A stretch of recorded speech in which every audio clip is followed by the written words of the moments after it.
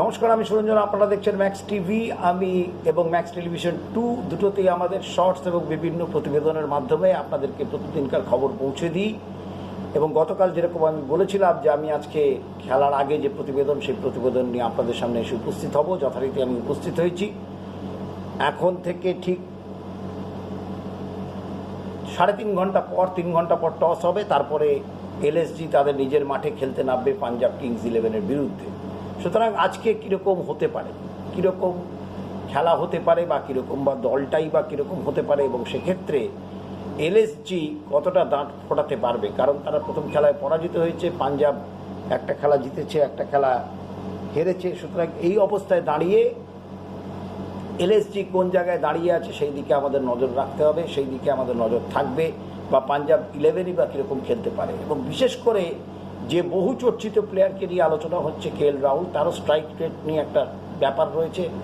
এলএসজির coach Justin Langer তিনি বলেছেন KL Rahul class player, সুতরাং তাকে ছেড়ে দেওয়া উচিত। তো আসুন আমরা প্রতিবেদনটি শুরু করি, এবং প্রতিবেদনের মাধ্যমে আপনাকে আমি আমার যে ধারণা বা আমার যে হতে পারে যে ধারণা, সেই ধারণাটা আপনাদের সামনে প্রকাশ করি। প্রথম কথা হচ্ছে, এলএসজির টিমটি কিন্তু যথেষ্ট ভালো দল, খুবই ভালো দল। তাকে ঠিকভাবে পরিচর্যা করতে হবে, পরিচালনাটা ঠিকভাবে করতে হবে। যার কোচ জাস্টিন ল্যাঙ্গার একজন সফলতম অস্ট্রেলিয়ার কোচ, সুতরাং উনি এখন এলএসজির কোচ। সুতরাং সেই জায়গাটা তো একটা বিশাল একটা ব্যাপার রয়েছে। একটা জাস্টিন ল্যাঙ্গারের ক্রিকেট বুদ্ধি বা ক্রিকেট প্রজ্ঞা নিয়ে কারোর কোনো সংশয় থাকার কথা নয়।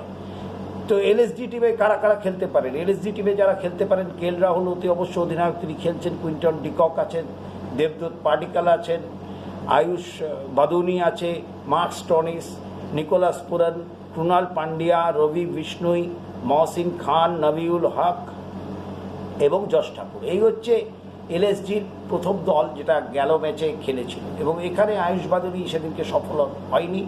ইম্প্যাক্ট প্লেয়ার হিসেবে দীপক হুডা নেমে যথেষ্ট দ্রুততার সঙ্গে রান করেছিলেন। কিন্তু যে জায়গাটা নিয়ে কথা, কেএল রাহুলকে কিন্তু টি20 ফরম্যাটে খেলতে হবে। কেএল রাহুল কিন্তু সেইটা ক্লাস অ্যাক্ট, এটা ঠিক। কিন্তু কেএল রাহুল যে ধরনের খেলা খেলছেন, সেটা অনেকটা শিখর ধাওয়ানের মতোই খেলাটা হয়ে যাচ্ছে। সুতরাং সেই খেলাটাতে সেই খোলস ছেড়ে বেরোতে হবে। কেএল রাহুলকে ফ্রি খেলতে হবে। কেএল রাহুলকে যদি ইন্ডিয়া টিমে ঢুকতে হয়, যেরকম জাস্টিন ল্যাঙ্গার বলেছেন যে উইকেট কিপিং করাটা যেরকম তার একটা বাধ্যবাধকতা আছে, উইকেট কিপিং তাকে করতে হবে, উইকেট কিপার ব্যাটসম্যান হিসেবেই তাকে টিমে ঢুকতে হবে। সেই সঙ্গে তাকে কিন্তু ফ্লুয়েন্টলি খেলতে হবে, তাকে কিন্তু ভাবলে চলবে না। সে কিন্তু ধরে খেলা, রোটেট করে খেলার ব্যাপার নয়। কেএল রাহুলকে সাবলীল খেলা খেলতে হবে, অন্তত 160-70 স্ট্রাইক রেটে খেলতে হবে। এই জায়গাটা কেএল রাহুলকে ঠিক করতে হবে, যে কেএল রাহুল অ্যাঙ্কারের ভূমিকা পালন করবে নাকি কেএল রাহুল বিধ্বংসী ব্যাটিং করবে। তো সেই জায়গাটাই যেতে হবে। টি20 ফরম্যাট কিন্তু এখন পাল্টে গেছে, তো সেই অনুযায়ী পাল্টাতে হবে।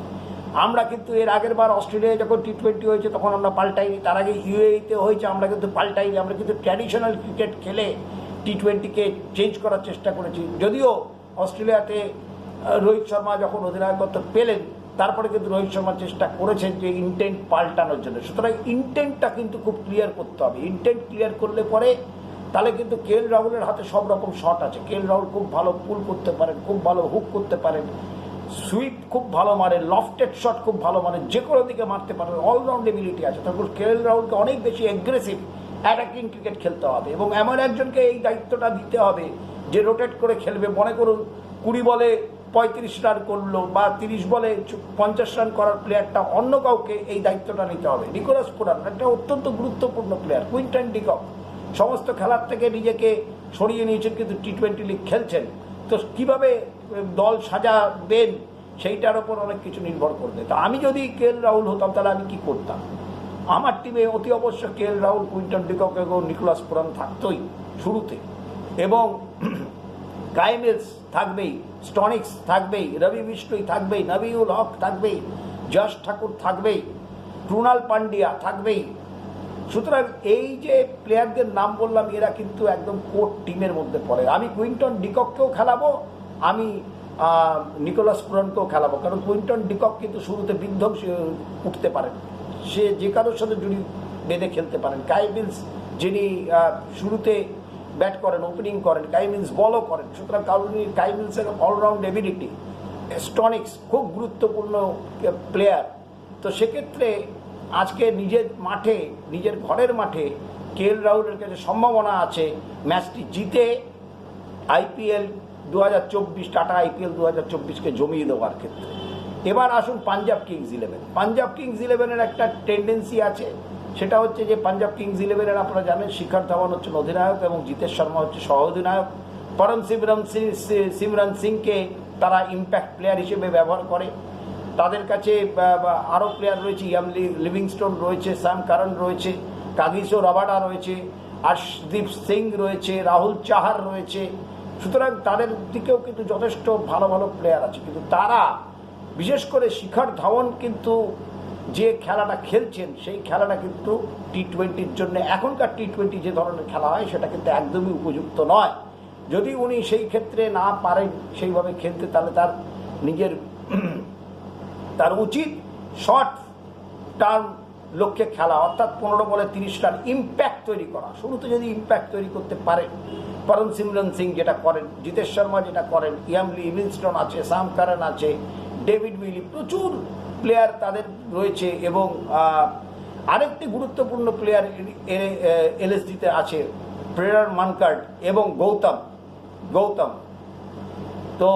গৌতম যিনি অফ স্পিন বল করেন। সুতরাং এলএসডির টিম কিন্তু খুব স্ট্রং টিম, সেই অনুযায়ী শিখর ধাওয়ানের টিমও কিন্তু খুব স্ট্রং। কিন্তু সেক্ষেত্রে যেটা করতে হবে, তাদের ব্যাটিং ওপরের দিকে যে যারা খেলতে নামবেন ওপেন, প্রথম 4 জন ব্যাটসম্যানকে কিন্তু স্ট্রাইক রেট অন্তত 170 থেকে 180-র মধ্যে স্ট্রাইক রেট রাখা উচিত। তবেই কিন্তু তারা সেই জায়গায় পৌঁছতে পারবেন, অভিষ্ট লক্ষ্যে পৌঁছতে পারবেন। তা না হলে কিন্তু সেই জায়গায় পৌঁছানো যাবে না। সুতরাং এই হচ্ছে পরিস্থিতি। এখন টস কতটা গুরুত্বপূর্ণ হবে, ডিউ ফ্যাক্টর কতটা গুরুত্বপূর্ণ হবে। কুণাল পান্ডিয়া অত্যন্ত গুরুত্বপূর্ণ একটি player. Krunal Pandya left handed all-rounder, Stoinis all-rounder. সুতরাং অলরাউন্ডার প্রচুর আছে। রবি বিষ্ণুই, কীভাবে তাকে ইউজ করবেন কেএল রাহুল, কীভাবে তিনি বল করবেন, যশ ঠাকুর মানে কীভাবে বল করবেন, নবীউল হক অত্যন্ত গুরুত্বপূর্ণ বোলার এলএসজি। কারণ নবীউল হকের একটা গুণ আছে, নবীউল হক কিন্তু উইকেট নিতে পারেন এবং উইকেট খুব গুরুত্বপূর্ণ পার্টনারশিপও ব্রেক করতে পারেন। যেরকম ওদিকে আর্শদীপ সিং, সাম কারণ এরা রয়েছেন, রাহুল চাহার রয়েছেন,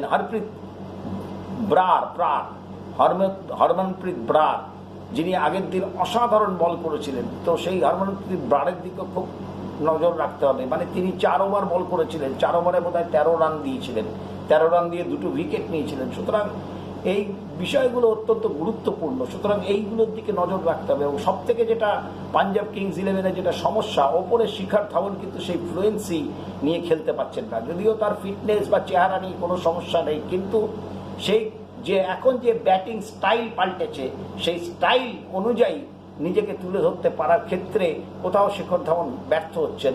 এবং একই কারণে ঠিক একইভাবে ব্যর্থ হচ্ছেন কেএল রাহুল।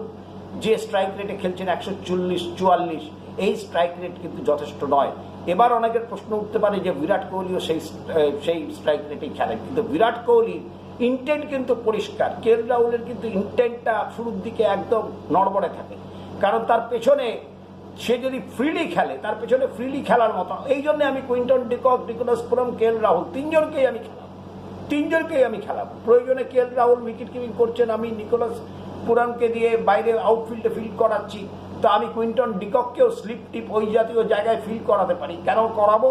যাতে কেএল রাহুলের উপর প্রেশার কম থাকে। কারণ কুইন্টন ডিকক যদি শুরুতে সেই প্রেশারটাকে নিজের কাঁধে নিয়ে নেন, ইম্প্যাক্ট প্লেয়ার হিসেবে দীপক হুডাকে ব্যবহার করা, দীপক হুডাকে আগের দিন যথেষ্ট ভালো ছন্দে দেখা গিয়েছে। সুতরাং এই বিষয়গুলোকে কেএল রাহুলকে ভাবতে হবে, জাস্টিন ল্যাঙ্গারকে ভাবতে হবে যে তিনজনকে, কুইন্টন ডিকককে তো আমি অতি অবশ্য করে খেলাতাম, আমি থাকলে আমি তিনজনকেই খেলাতাম, কুইন্টন ডিকক, কেএল রাহুল এবং নিকোলাস পুরান। সুতরাং সেই দিকে নজর রাখতে হবে। শিখর ধাওয়ান শুরুটা খুব ইম্পর্টেন্ট। শুরু 6 ওভারে মিনিমাম 60 রান 70 রান দরকার। সেটা যদি তারা না করতে পারেন, কোনো দলই যদি সেই জায়গাটায় সফলতা লাভ না করেন, তাহলে সেক্ষেত্রে কিন্তু ওই 1 পার স্কোরই হবে। পার স্কোর 170, 175, 180, এবং সেটা কতটা যথেষ্ট হবে এলএসজির মাঠে, ঘরের মাঠে, সেটা দেখার বিষয়। সুতরাং সব মিলিয়ে আজকেও সেই টস গুরুত্বপূর্ণ ভূমিকা গ্রহণ করতে পারে। তবে কেএল রাহুলের একটা টেন্ডেন্সি আছে টসে জিতে ফিল্ডিং করার, শিখর ধাওয়ানের ক্ষেত্রেও আমরা লক্ষ্য করেছি।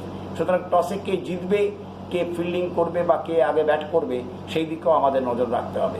তা আপনারা নজর রাখুন। আপনাদের যদি এই প্রতিবেদনটি ভালো লেগে থাকে তাহলে আপনারা শেয়ার করবেন, লাইক করবেন, কমেন্টস করবেন এবং অতি অবশ্য ম্যাক্স টিভি এবং ম্যাক্স টেলিভিশন 2-কে সাবস্ক্রাইব করতে ভুলবেন না। অনেক অনেক ধন্যবাদ।